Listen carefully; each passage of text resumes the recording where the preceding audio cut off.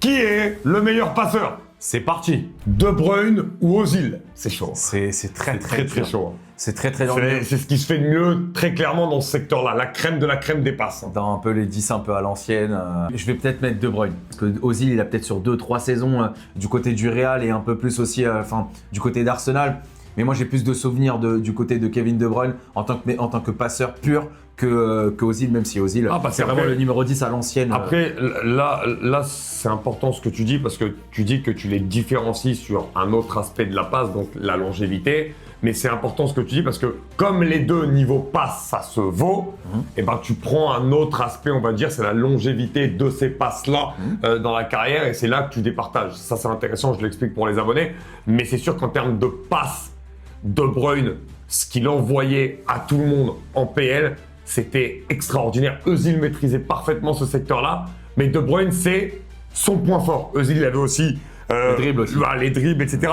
De Bruyne, c'est la passe. Moi, je me rappelle de son but légendaire aussi du côté d'Arsenal. Moi, tu me parles de Bruyne, tu me parles de passe. Donc, pour moi, c'est vraiment ça qui fait la différence. Je trouve qu'il est un peu plus au-dessus d'Ozil sur ce secteur-là. Après, sinon, sur les talents intrinsèques, les deux, quand même extraordinaire. Ça, c'est sûr. Ronaldinho ou Neymar? Alors là, c'est peut-être ce qui se fait de mieux aussi en passe dans le monde entier, franchement, parce que les deux, au-delà d'être très forts en dribble, là où ils ont marqué le monde du foot, en passe, ils ont envoyé aussi des passes extraordinaires. Mais moi, je vais quand même dire un peu plus Ronaldinho. En fait, le mec, il savait passer avec toutes les parties de son corps. On se rappelle de la passe des Budo pour Julie. Enfin, il y a eu des passes qui ont été stratosphériques. Les deux l'ont fait, tu fais bien de le dire. C'est subjectif. Je dis Ronaldinho parce que j'y suis un peu plus attaché, mais les deux se valent. Moi aussi, c'est le joueur qui m'a fait aimer mon club de cœur, le Paris Saint-Germain.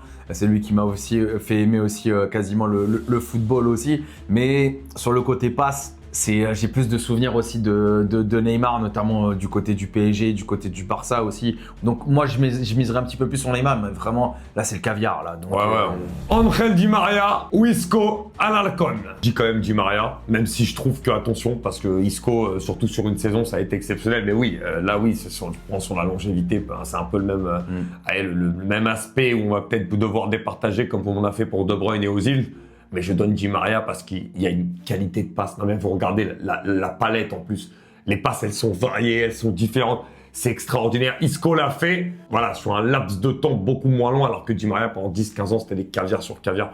Donc, je dis Di Maria. Je vais dire Di Maria aussi comme toi. Et pour compléter ce que tu as dit, il y a une stat qui va aussi confirmer tout ça. C'est le meilleur passeur de l'histoire du PSG. Oui. À partir de ce moment-là, aussi. Il y a des passes légendaires, notamment en finale de Ligue des Champions en 2014 sur Gareth Bale où il était un peu redescendu avec Ancelotti au milieu de terrain.